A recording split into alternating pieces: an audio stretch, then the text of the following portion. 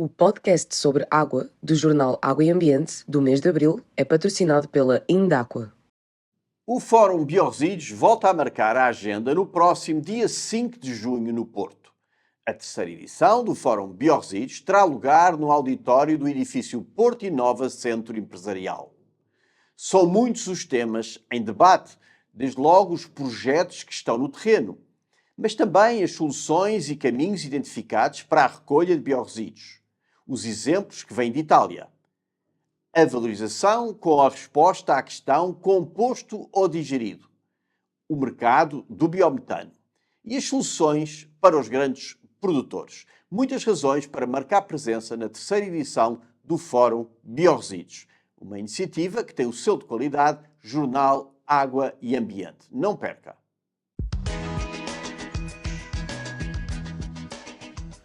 Bem-vindos ao podcast sobre água do Jornal Água e Ambiente, relativo ao mês de abril, a 8ª edição. O nosso podcast tem agora o patrocínio da Indáqua, Indústria e Gestão de Águas, um patrocínio que muito agradecemos e que é o reconhecimento do valor da informação que é aqui mensalmente disponibilizada, acreditamos nós.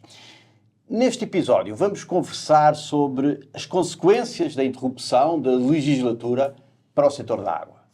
Vamos ouvir os nossos convidados, o nosso convidado, os nossos dois residentes, sobre as consequências, que na perspectiva deles são as grandes consequências para o setor da água. E faremos também uma avaliação das medidas tomadas pela Ministra do Ambiente e Energia, Graça Carvalho, as melhores medidas, mas também as piores, se assim entenderem, e aquelas medidas que, sendo relevantes, ficaram por tomar. Temos o gosto de ter connosco como convidado o engenheiro Jaime Batista, que é conselheiro estratégico da Liswater, profundo conhecedor do setor da água, especialista em regulação, especialista de renome internacional, e não é exagero dizê-lo. Assumiu em 2013 a presidência do Instituto Regulador de Águas e Resíduos, que esteve na gênese da entidade reguladora dos serviços de águas e resíduos, de que foi o seu primeiro presidente até 2015. Mais recentemente, foi coordenador técnico do grupo de trabalho responsável pela elaboração do Plano Estratégico para o Abastecimento de Água e Gestão de Águas Residuais, o famoso PENSARP 2030, que está em execução, esperemos que sim. Aliás, foi nomeado para coordenar aqui pelo João Pedro Matos Fernandes. E contamos ainda com os nossos residentes do podcast, os residentes habituais, do nosso podcast sobre água, do Jornal Água e Ambiente. O João Pedro Matos Fernandes, consultor do Instituto de Conhecimento da Abreu Advogados, que está de parabéns, vai casar, ficam aqui dados os meus parabéns, e o Diogo Ferido Oliveira, administrador da Defining Future Option. E vamos ao nosso podcast para então perceber quais as consequências para o setor da água desta interrupção que chamei abrupta da legislatura. Para já, as consequências. E começo aqui pelo meu lado direito, exatamente pelo João Pedro Matos Fernandes. Eu acho que as consequências são muito poucas. Sinceramente, são poucas. Primeiro porque o Governo tem uma interpretação de que é estar em gestão muito própria. E nem estou a falar do que foi fazer para o Bolhão. Estou a falar, por exemplo, de ser hoje lançado um concurso para o método de Odivelas e Louros. Ainda bem que o lançam. Mas o que eu quero dizer é que o Governo tem uma visão de estar em gestão muito pouco limitada. E por isso o Governo apresentou ainda em tempo a Água que Une, que é, em minha opinião, sem avançar já para a segunda pergunta do dia, uma das decisões mais relevantes tomadas por esta Ministra e por este Ministério. E portanto a ideia que eu tenho é que não havendo nenhum grande investimento que careça de aprovação do Governo como um todo, eu não creio que para a questão do ambiente, a interrupção e para a da água em particular, mais ainda quando choveu tanto nos últimos tempos e, portanto, não há decisões de última hora, não parece que seja particularmente complexa para o setor a interrupção da legislatura. Muito bem. Diogo, tem esta perspectiva relativamente pacífica, relativamente às consequências da interrupção da legislatura? Sim, eu tendo a estar de acordo. Acho que, antes de mais, parabéns ao noivo, bem-vindo o nosso convidado, Jaime Batista, e indo então ao assunto. Eu concordo, acho que, por um lado é ingrato estar aqui a avaliar, enfim, um governo ou um ministério por um ano de trabalho. Mas já vamos à avaliação. Exatamente. Têm um mandato e planeiam em função do seu mandato. Não creio que haja grandes consequências na medida em que não há nada, enfim, que este Ministério tenha posto a andar e, portanto, não há nada para parar pelo próximo governo, se assim o próximo governo entender. Acho que pode ter algumas consequências a nível do pensar de 2030. Não foi nomeado um gabinete de gestão daquele plano, ainda não existe. O plano, no fundo, não conhecemos os resultados, não estamos a saber se está a correr bem, se está a correr mal, se está a correr como planeado. E acho que pode ter alguma outra consequência se pretendesse reprogramar alguns fundos. Pois é, isso ia perguntar. A reprogramação que está a ser feita, que já foi feita, dos fundos para o setor da água, teve que ser feita por causa do PRR. E não identificam problemas? Ela está relativamente minimizada na medida em que são as CCDR e as CIM que têm a gestão. E, portanto, houve ali uma descentralização que permite que não haja paragens, mas uma reprogramação é sempre uma decisão do Governo Central, não é? E, portanto, se pretender fazer ajustes, temos aqui um parênteses, uma pausa, que pode implicar ali com os fundos. Mas também que eu conheça, não há nenhuma, enfim, a Ministra não anunciou nenhuma reprogramação para breve e, portanto, é uma questão de esperarmos que o parênteses feche para então continuarmos. Muito bem. Jaime, muito obrigado pela sua participação. Finalmente, já se reclamava aqui a sua participação. É hoje a oportunidade. Como é que vê esta questão das consequências? Alinha por aquilo que disse o Diogo e o João Pedro? Muito bem. Em primeiro lugar, a satisfação de estar aqui com colegas e amigos de tantos anos a discutir esses assuntos. Parabéns ao noivo. Pedro nunca para de me surpreender, e mais uma vez surpreendeu-me hoje, pela positiva. E sobre a questão que coloca, é evidente que a interrupção de uma legislatura tem tendencialmente sempre alguns riscos de até mudança de políticas ou de visão, riscos de interromper ou atrasar iniciativas, riscos de complexificar processos de financiamento, mas neste caso eu estou de acordo. Não há nenhum indicador que nos leve a pensar que vai acontecer mais do que introduzir algum atraso ou adiamento em certos processos. É isso que vai acontecer. Agora, eu queria dizer que isso é já suficientemente grave para nos preocupar. Ou seja, esses adiamentos que podem vir a acontecer são atrasos a somar a atrasos. Ou seja, nós já vimos com atrasos em vários domínios, em várias frentes. E este é mais um. Este setor perdeu claramente alguma prioridade política. Porque há outros setores que emergiram com mais prioridade e criou-se uma falsa, e eu queria muito salientar isto, criou-se uma falsa imagem de que é um setor onde correu com grande sucesso e onde estamos bem. Bom, não deixando de ser relativamente verdade isso, a verdade é que não está tudo resolvido e não dedicando prioridade política, commitment e, obviamente, investimentos e trabalhos ao setor, ele vai, e já está, na minha opinião, a estagnar e andar para trás. Basta olhar para os relatórios do Hazard. E esta interrupção da legislatura vai aprofundar essa estagnação? Vai introduzir um atraso sobre atrasos que já temos.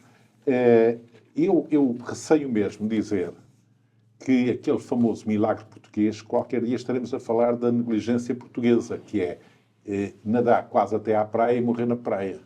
Morrer na praia porque não tivemos a coragem, e já lá estávamos quase, de resolver os últimos grandes problemas estruturais, que ainda lá estão por resolver. A questão das tarifas é uma delas, não é o único. A questão de uma gestão profissionalizada dos operadores é outra, de acabar a estruturação do setor é outra, da sustentabilidade infraestrutural e reabilitação é outra. Há vários problemas que não resolvemos. Resolvemos muitos, mas esses não. E esses são estruturais e são esses que condicionam.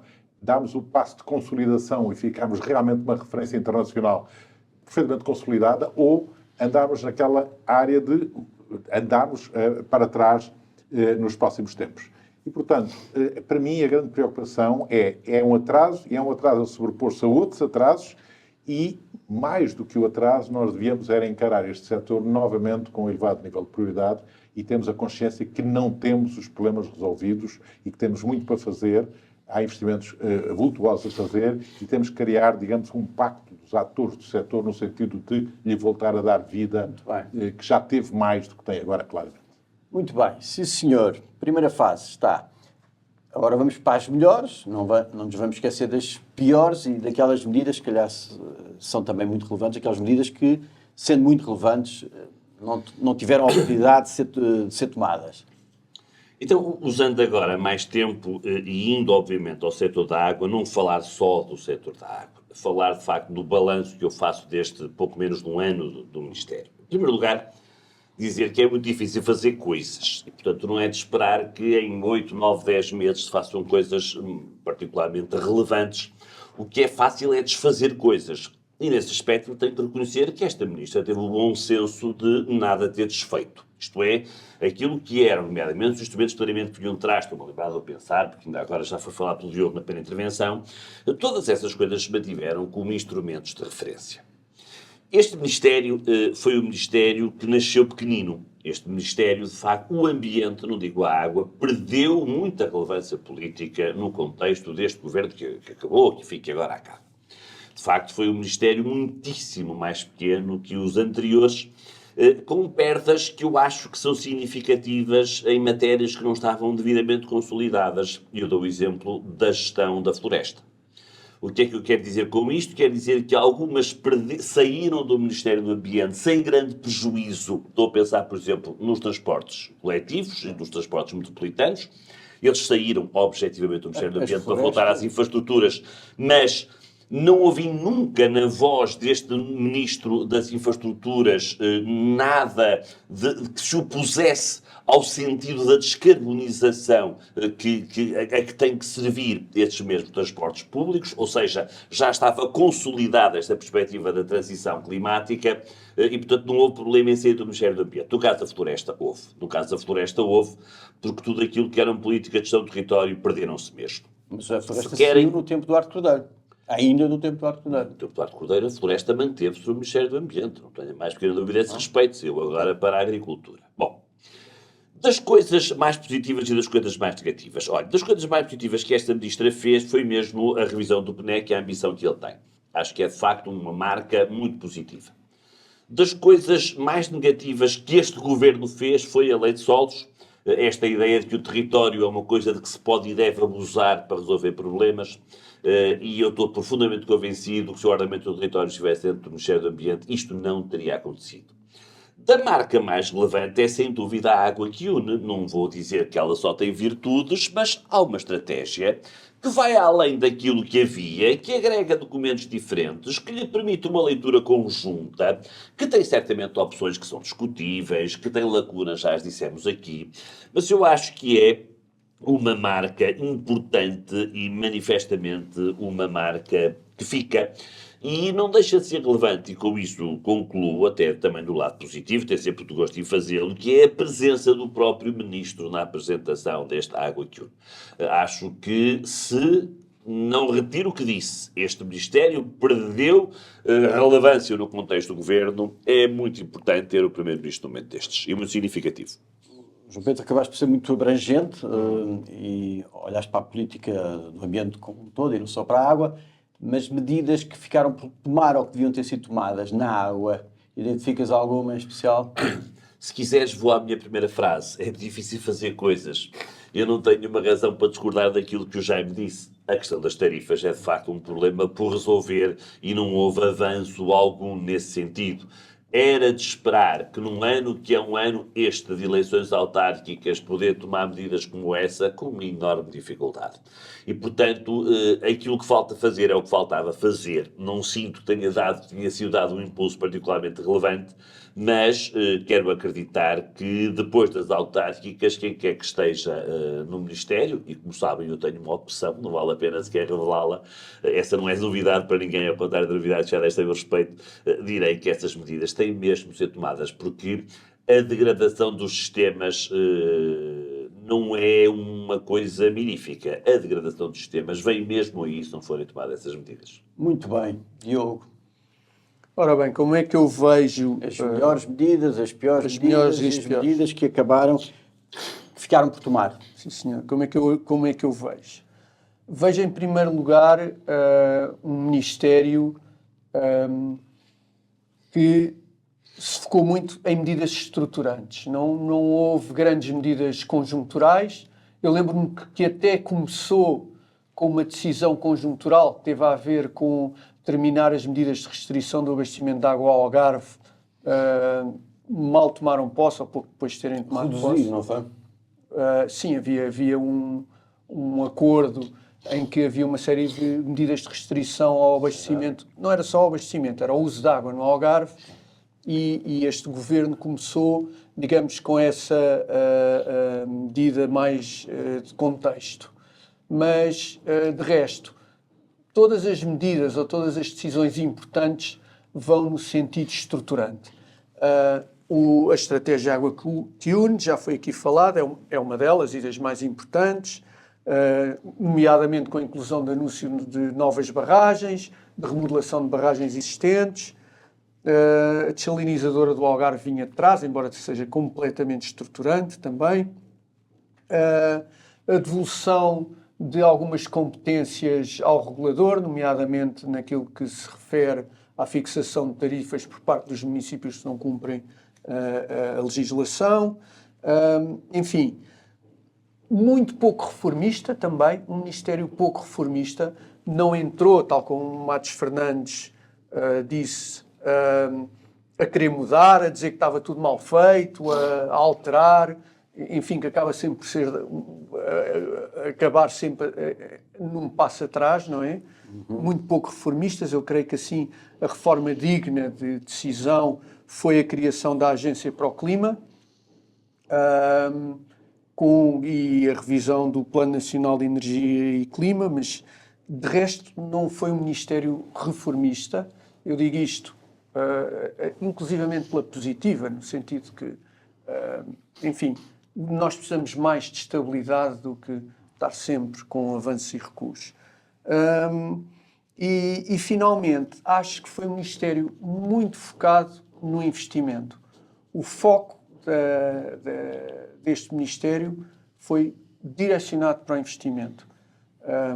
Enfim, o anúncio das novas barragens, bom, entre aquilo que foi o foco e a decisão e aquilo que se fez, de facto não houve tempo, não é?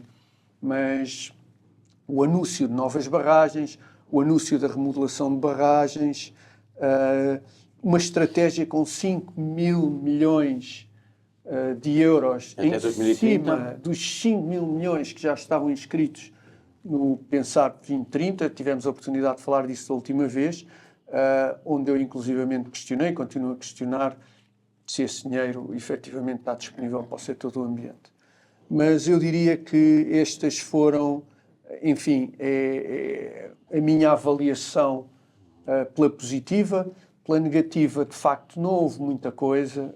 Volto a referir a ausência de um comando do plano do Pensar 2030. Está um pouco, enfim, com o leme bastante solto, sem saber bem se estamos aí no caminho certo ou no caminho errado. Eu diria que era assim aquela que eu tenho a apontar. E vamos agora ao Jaime, ouvir o Jaime. Muito bem, eu prometia-me avançar com 3 decisões que achei interessantes e positivas e uma que, pelo contrário, me preocupou muito. A primeira é precisamente a reposição das competências tarifárias da ERSA, que foi uma das primeiras medidas, que tinham sido retiradas, como sabem, e ao serem repostas, isto é muito importante, não é um pormenor, é uma decisão sobre a passagem de poderes de Estado para uma entidade administrativa independente, e é um marco que fazia falta, era importantíssimo e pode ter um impacto nacional extremamente relevante, este retorno aos poderes, naturalmente agora dependendo da dinâmica que a ERSA introduza no processo, consiga fazer a aprovação do regulamento tarifário e o aplique a partir do início de 2026, que, salvo erro, é o que está previsto. Portanto, esse aspecto considero muito positivo, estruturante, precisamente pelo impacto que é passar funções de Estado por uma entidade administrativa num processo que está, de certa forma, bloqueado há muitos anos. O segundo ponto é a água que une, que acho que é incontornável, que é interessante como iniciativa, como visão, que não é propriamente um plano, mas é uma visão, um conjunto de investimentos e que vai alimentar, tanto quanto eu percebo, o Plano Nacional de Água e os planos de bacia, e é bom que eles absorvam essa lógica de encontrar soluções otimizadas entre diversos setores. Portanto, acho que merece claramente essa referência. E o terceiro era a concretização ou a adjudicação da dessalinizadora do Algarve, integrada no plano regional da eficiência hídrica do Algarve. Estamos a falar de um investimento muito grande, mas mais do que isso estamos a falar de uma iniciativa que é, de certa forma, um marco no processo de adaptação do país à situação de escassez hídrica. E com todo o potencial que tem de resolver um problema concreto, regional, mas concreto e imediato, no sentido que, no curto prazo, se estiver pronto, vai já beneficiar a população, mas também de servir de modelo para o que podemos fazer noutras regiões do país. E, portanto, esses 3 pontos eu considero-os todos positivos. O que é que eu considero negativo? Aqui já referido. O GAG não está criado. Ora bom, O GAG é o Gabinete de Apoio à Gestão do Pensar. do Pensar. o chamado Grupo de Apoio à Gestão do Pensar, 2030, houve uma experiência muito positiva que o Diogo coordenou no anterior plano, com muito poucos poderes. O que este plano diz é vamos continuar essa experiência dando muito mais poderes e especificando bem os poderes de intervenção desse GAG no novo plano. E foram dados? Ora bom, que eu saiba não, acho que ninguém aqui deu por isso, não é? Não foi nomeado. E, portanto, reparem o seguinte, o plano foi aprovado, está lá escrito que 90 dias depois tinha que estar constituído o GAG por 3 ministérios e isso não aconteceu, passou um ano, ok? Portanto, mais uma vez, é um atraso a somar a atrasos. Deixa-me falar um bocadinho disto do Pensar, e o Matos Fernandes foi quem tomou a iniciativa de lançar esta nova... E de incluir lá as águas pluviais. Exatamente. Foi mesmo por vontade minha. Exatamente. E ganham mais um A. E por isso lá tem o Pensar que ganham mais um A. Ganhou um Não, P. ganhou um P. Ganhou um P. Final, P final. Pluviais, claro. Não é um A. Exatamente. Queria dizer um P. Exatamente. E reparem o seguinte, a história, isto não é propriamente nenhuma crítica a ninguém, mas é para percebermos o que é que não devemos fazer. O então ministro, num determinado momento, deu instruções para se elaborar o plano. E escreveu que tinha que estar pronto num ano. Okay? Foi aquilo que nos foi solicitado. E eu lembro que aquilo foi solicitado no mês de junho de 2020 e um ano depois, em julho de 2021, foi entregue a primeira versão. Sabem o que aconteceu? Passaram 2 anos e meio até à sua aprovação. Porquê? Razões várias. Porque o governo caiu, porque veio outro governo, que não avançou o processo, e depois veio o terceiro governo. A verdade é que passaram 2 anos e meio para a sua aprovação. E ao fim deste tempo e da sua aprovação, falta agora o GAG e os seus 90 dias que não se concretizou. Portanto, há aqui atrasos sobre atrasos. Isto é difícil de perceber. Pergunto uma coisa já agora, a propósito disso. Estará o Pensar para ser descontinuado? Eu acho que seria um erro na lógica que o Pensar, esta edição, não só mantém uma linha de rumo, como adiciona novas questões. A questão dos pluviais foi referida. A questão da reabilitação vem lá com um peso, e nomeadamente em termos de investimento, poderá chocar muitas pessoas, mas infelizmente é a verdade das coisas. Nós vamos ter que gastar muito dinheiro em reabilitação e não estamos psicologicamente sequer preparados para isso.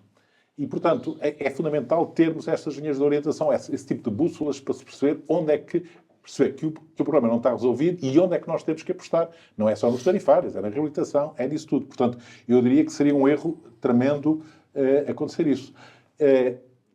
E não sei se permite um último comentário.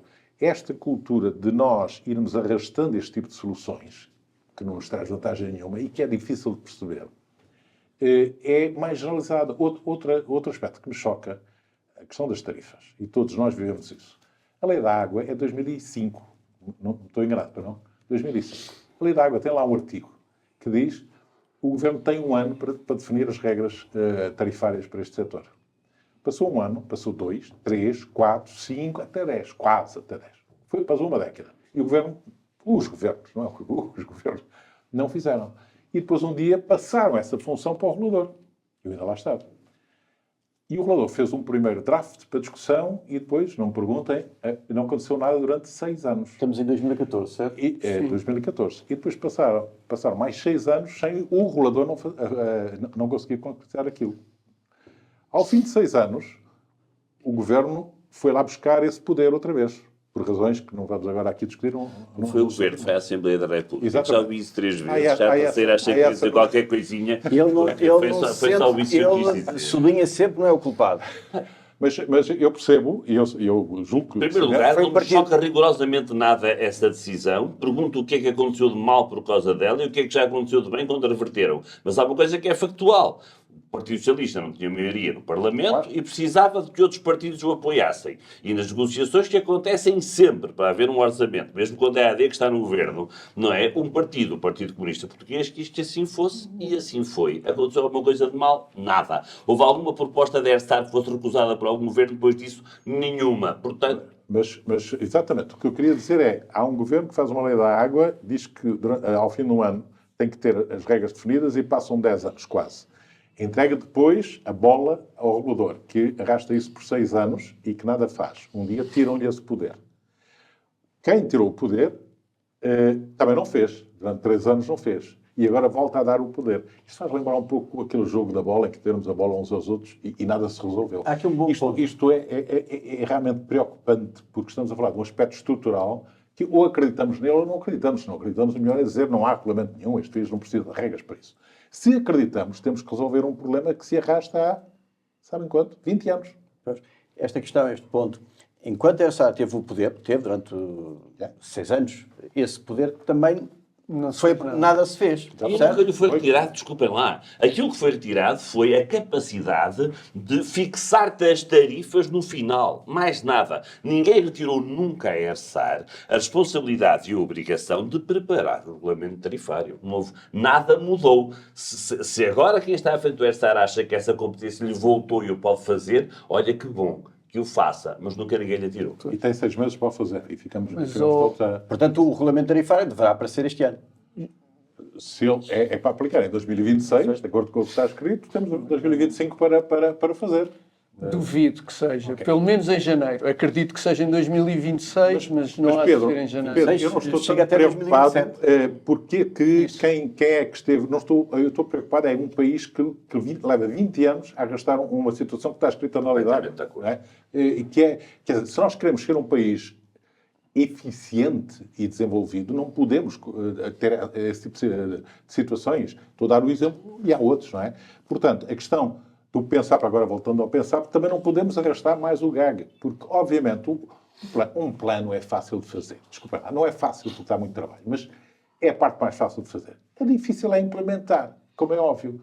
E implementar um plano é muito complicado para um governo, a menos que tenha uma estrutura que o ajude e o assessore nessa implementação, que esteja permanentemente a monitorizar, que alerte para os desvios, em tempo útil, que ajude a encontrar soluções. Se isso não existir... E quem é que deve ter esse papel? É o Governo e a ERSAR.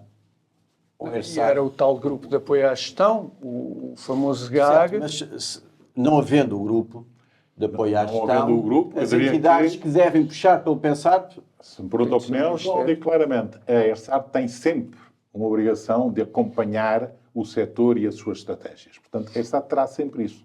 Portanto, poderia ser uma solução. A outra, que está definida e que já vinha de trás, era criar um grupo só para isso, que fazia o seu trabalho numa base anual e que me pareceu um avanço muito interessante na altura. E que reportava ao ministro. Aliás, exatamente. Ele era presidido por um ministro que delegava depois num presidente. Era assim que estava definido. Mas deixe-me comentar esta questão de se o PENSARP, se este plano perdeu ou não perdeu força política. Em primeiro lugar, para concordar que é um erro que ele perca, porque estes planos fazem parte do sucesso histórico das reformas que Portugal foi tendo. E quais foram essas reformas? Foi a criação das Águas de Portugal, a criação de um regulador, a possibilidade de entrada do setor privado na gestão municipal e, por último, a criação de planos de 7 em 7 anos, ok? Porquê é que eu acho que este plano perdeu poder? Qual é a minha opinião? Porque todos os outros planos anteriores eram uma obrigação de Portugal perante Bruxelas para a obtenção de fundos para o setor. Ok? Portanto, Bruxelas, para aprovar, enfim, os contratos de parceria com Portugal, exigia um plano.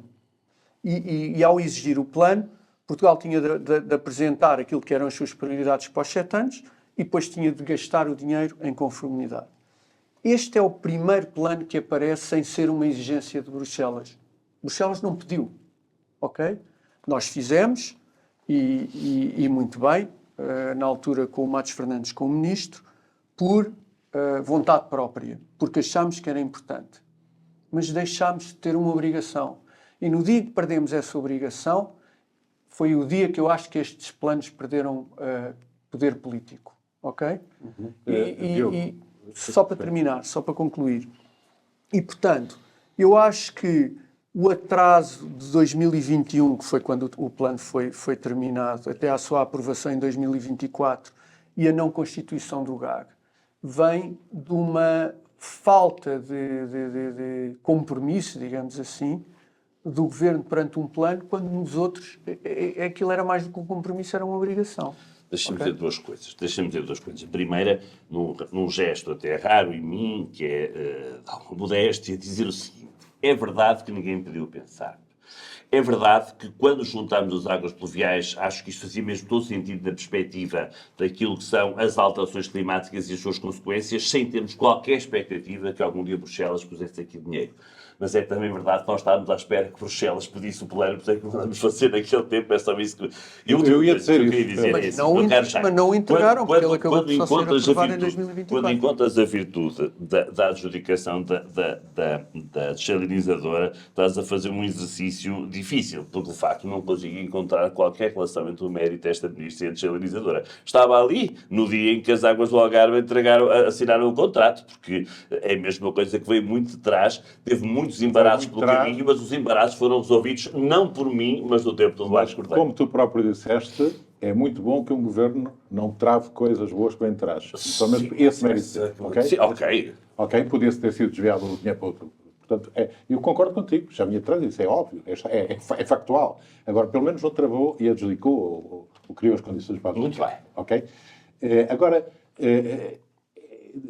relativamente ao Diogo, também não é simpático pensarmos que o país cria o plano porque Bruxelas exigia. E se Bruxelas não exige, já não precisa do plano. Isto realmente é uma visão muito angustiante para o país. O país precisa do plano porque quer a tua visão com Bruxelas ou sem Bruxelas para desenvolver. E, portanto, nós não podemos andar nesse ritmo. Se Bruxelas pede, fazemos. Se não pede, não fazemos. Não. Eu sei que o Diogo não peça isso. O que tira é capacidade, é poder político. O que retira o facto de Bruxelas não estar a monitorar e não estar a perceber se nós estamos a cumprir ou não com as prioridades, tira poder político ao plano. O plano em si, eu concordo, é um erro não haver.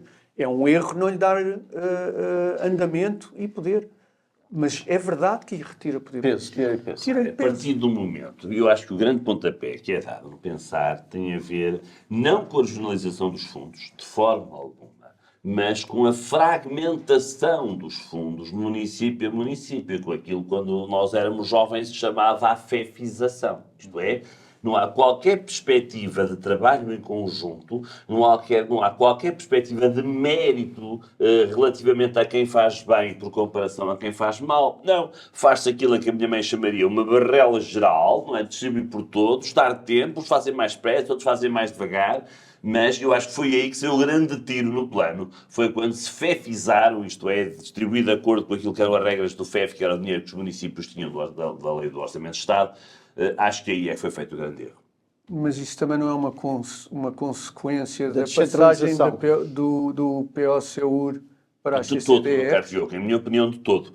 Porque uma coisa é regionalizar os fundos, não é? Em regiões que acabam por ter até algumas semelhanças com aquilo que são as bacias hidrográficas. Só têm semelhanças, não coincidem, como sabemos. Mas isso não obriga, de forma alguma, a CCDR a depois fazer uma conta a dividir pelos municípios todos, por igual, de acordo com critérios. Não é bem por igual, de acordo com os critérios do FEF. Não obriga de todo, em todo. Uma coisa é regionalizar esses fundos, eu acho que faz todo sentido. para aprovar uma hectare em Passos Ferreira ou em Melgaço, não sei porque é que ela a ser aprovada em Lisboa. Agora, distribuir o dinheiro com uma chave definida à cabeça, repito, sem qualquer perspectiva de mérito e de valor das candidaturas próprias pelos municípios dentro de uma região, isso é que eu acho que é um erro crasso. Eu também. Aí estamos de acordo. Agora, eu gostava de não estar sujeito a certas situações, como estou agora frequentemente em termos internacionais, e há 2 semanas isso passou-se, sentado na mesa de um ministro de um país longínquo da Ásia, relativamente jovem e altamente dinâmico, e que do meu país tem uma situação desesperada neste setor, e eu preciso fazer uma profunda reforma. E ouvi dizer que vocês fizeram um milagre lá no vosso país, conte-me lá. E eu fico com aquela angústia de dizer, é verdade, mas... Já não é. É verdade, mas não posso dizer assim. Claro. Mas eu não gostava de ser sujeito a isso muitas vezes, não é? E sinto que estou a ser sujeito, como qualquer um de nós. Claro. Eu não sei se o Jaime, entretanto, foi interrompido, se na sua análise ainda queria acrescentar alguma coisa. Eu diria que reforçar este aspecto, que é uma certa vontade com que nós lidamos com... Está na lei, mas não vamos cumprir. Ou vamos esquecer disso e vamos continuar a dormir sossegados. Porque eu gostava, talvez, de dar aqui mais um exemplo ou 2, que tem menos, talvez, impacto. Mas o famoso decreto do Regulamento Geral de Águas e Esgotos, que é o 2395, está há anos para ser renovado. Há anos. Porquê? Há alguma razão? Aquilo é técnico. Porquê que está há anos? Alguém sabe explicar isso? Eu não sei. Alguém sabe explicar porque é que o regulamento técnico, confessadamente ultrapassado, que foi revisto por pessoas altamente competentes, está há anos parado numa qualquer gaveta. Eu não percebo isso. Que cultura é essa? O regime sancionatório da ERSAR está parado há anos. A ERSAR tem poderes minimalistas só na qualidade da água e na relação com os consumidores. Porquê? Porque se politicamente se entende que não deve ter poderes sancionatórios, o que na minha opinião é um erro numa entidade administrativa independente, assuma-se isso e diga, não vai haver. Mas está previsto que a lei diz que tem que ter. E a ERSAR terá feito o seu trabalho. Porquê que isso não é aprovado? Provavelmente por razões que me ultrapassam, mas isso só para mostrar que há uma certa cultura de deixar andar coisas que são estruturais, sem aparentemente nos preocuparmos em sequer dizer à comunidade, olha, mudamos de ideias, não concordamos com isso, não é? Portanto, é alargar um bocadinho esta preocupação, não é só repensar, ok? Não é só a lei da água. Estamos a cair numa lógica de pouco rigor nos nossos próprios compromissos para com o país. Muito bem. Antes de passarmos à nomeação da decisão e da figura do mês, ou da figura do mês e da decisão do mês, uma vez que estamos em campanha eleitoral e em breve teremos novamente um novo ministro do Ambiente para esta área, que sugestões, 2 ou 3 sugestões que fariam? Que conselhos é que dariam ao novo ministro? Eu acho que já foram aqui dados. Em primeiro lugar, é que nunca deixe que o Fundo Ambiental saia da sua gestão, porque sempre que há um novo governo, há um novo Ministro das Finanças, quem quer que seja, careca ou cabeludo, que quer tomar conta do Fundo Ambiental. Portanto, essa é a primeira sugestão. A primeiro conselho. Primeira O dica. segundo é que, em situação alguma, permita que a energia saia do Ministério do Ambiente. Porque no dia em que isso acontecer, nunca mais se licenciará coisa alguma neste país em prol das energias renováveis.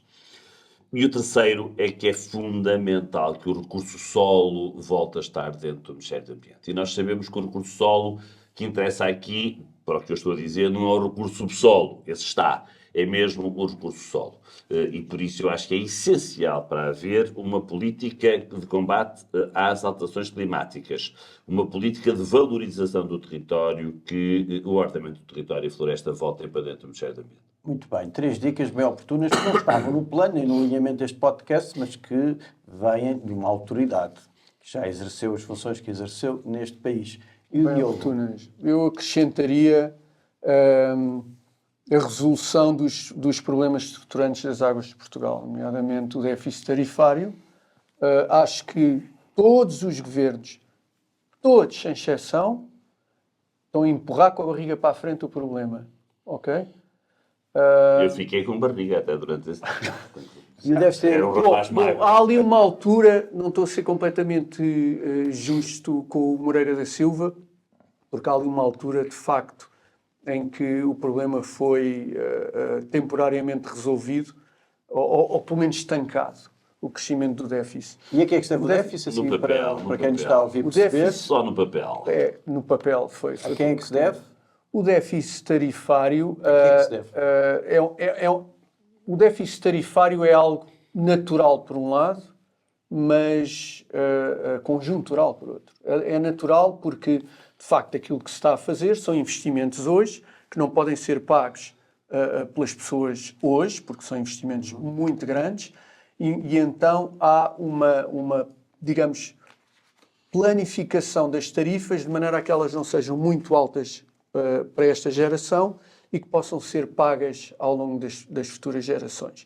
E, portanto, em vez de termos um pico e depois uma amortização do investimento e os futuros, de repente, tinham uma tarifa muito baixa e nós pagávamos tudo, há uma planificação. Isto é natural, faz-se em todos os setores, nomeadamente da eletricidade ou do gás, faz-se também no setor da água. O que não é natural é que depois se faça uma gestão de tarifas em função, enfim, de vários fatores, uns piores e outros melhores, nomeadamente fatores políticos, não querer aumentar ou não querer alterar tarifas, ou fatores de contexto, ou porque é um ano de eleições, ou porque não interessa por algum motivo. É um grande problema e ninguém teve vontade de lhe mexer agora. Muito bem. Todos os anos são refletidas nas receitas, eu diria, proveitos fictícios, que são estes déficits, que inclusivamente vão a resultados e a dividendos, mas que aquilo é um acumular muito grande de um problema. E ninguém saberá como Portanto, é que serão eu pagos amanhã. acrescentaria a estas questões do Matos Fernandes a resolução dos problemas. Outro deles, dentro das Águas de Portugal, é da dívida dos municípios. Sim, senhor. Alguém devia, o próximo ministro, devia olhar para essa matéria. Muito bem. Ou Já ministra. quer Sim, sugerir eu dar concordo duas com dicas? estas, também ia juntar uma, só enfatizar a questão da ocupação do território. Eu estive em alguns países que me perguntaram como é que resolvemos o problema de saneamento. E a minha resposta foi mais ou menos esta: vocês não têm um problema de saneamento, vocês têm um problema de ocupação de território. Com esta que estão a fazer, nunca resolveram um problema de saneamento. Nós não estamos nesta fase, felizmente, estamos bastante melhores, mas esta ligação visceral entre as duas coisas é fundamental e eu estou completamente de acordo com a importância dessa ligação. O que eu gostaria, talvez, de Dica sugerir... para o próximo responsável. Exatamente.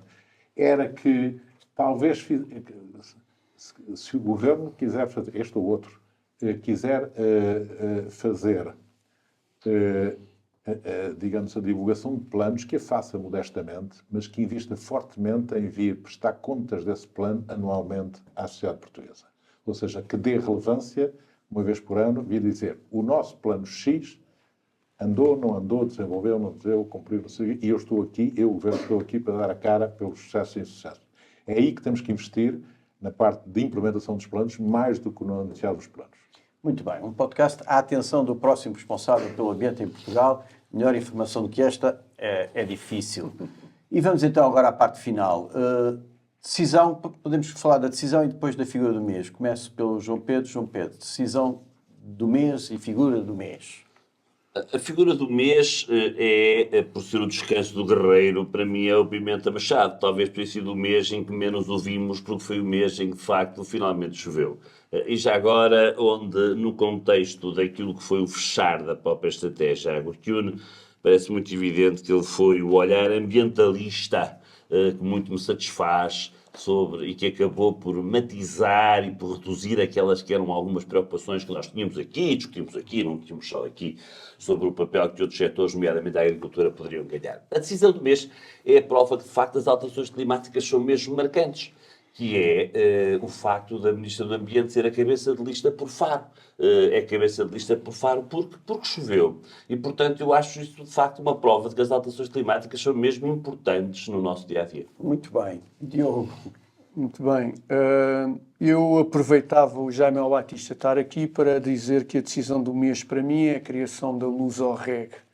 É uma rede de reguladores de serviços de água e saneamento de língua oficial portuguesa, que inclui Portugal, Angola, Brasil, Cabo Verde, Moçambique e São Tomé e Príncipe. É uma excelente iniciativa, uma excelente decisão e não só no reforço das relações lusófonas, digamos assim, mas especialmente no reforço da proximidade dos setores de água e de saneamento destes países. Parabéns, esteve envolvido e eu não queria deixar passar esta oportunidade de o felicitar. Quanto à figura do mês, eu mantenho-me nos países lusófonos e a minha figura do mês é a Susana Loforte Saranga. Ela já era a presidente do regulador em Moçambique e foi nomeada para novo mandato agora este mês. Está de parabéns. Moçambique, em termos de regulação, tem dado nos últimos anos passos importantes, nomeadamente a passagem da, digamos, supervisão do regulador que estava debaixo de um ministério e, portanto, debaixo de um governo, para o Parlamento. E, portanto, agora há um reforço da autonomia e independência daquele regulador e já com a Susana Loforte lá e, portanto, a minha figura do mês é a presidente da Aures, agora com esse no fim. E vamos terminar com o nosso convidado, com o Jaime. Decisão do mês.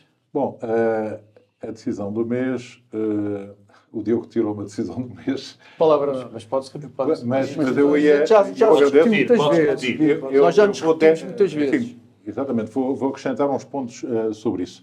É realmente muito interessante porque isto foi, na verdade, um acordo entre reguladores. A minha intervenção aí foi menor, digamos assim. Os reguladores destes países construíram uma rede de reguladores à luz ao reg.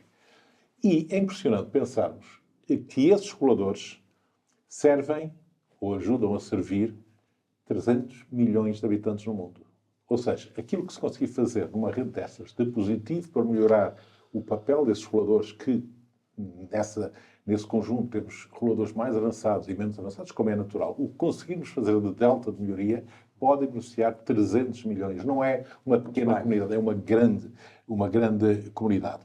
E também acrescentar que a ERSAR assumiu a presidência neste primeiro mandato. Esqueci-me de referir, é verdade, a presidente desta rede é a Vera Heron. Juntamente com o Brasil na vice-presidência, através da ABAR, e precisamente e Cabo Verde, através da ANAS, como outra vice-presidência. E só fechar isto dizendo que este é um exemplo, é um dos muitos exemplos que nós podíamos ter do papel que Portugal pode ter como driver, como incentivador destas iniciativas, esta e outras, no mundo da água no mundo. Na figura. A figura centrava no engenheiro Luís Veiga da Cunha. Porquê? Porque a semana passada ele recebeu um prémio, o Prémio Personalidade da APRH. E acho que é um bom momento para salientar o papel fantástico que o Luís Veiga da Cunha teve neste país há muitos anos, estamos a falar nos anos 70, em que, enfim, ele e uns colegas criaram a APRH, mas essencialmente houve ali uma mudança de paradigma. Até ali, estas questões eram vistas na lógica, as questões da água eram vistas na lógica infraestruturalista, centrada na engenharia de obras hidráulicas, barragens, canais, o que fosse, e a partir daí entrou-se verdadeiramente na fase da gestão integrada dos recursos hídricos. E foi uma verdadeira revolução com sucesso que ainda hoje perdura. E dizer também que o prémio que foi dado foi pela associação que ele fundou há quase 50 anos. E é muito interessante também perceber que essa associação, hoje presidida pelo Jorge Gonçalves, um jovem de uma geração que não existia nessa altura. Ou seja, quem agora gera essa associação não assistiu ao seu nascimento. Isso mostra, digamos, este caráter transgeracional de grandes iniciativas, com um grande impacto. Sim, senhor. E foi assim o nosso podcast, o Jornal Água e Ambiente, podcast de Abril. Quero agradecer ao Jaime, muito obrigado pela sua presença, agradecer ao João Pedro, agradecer também ao Diogo.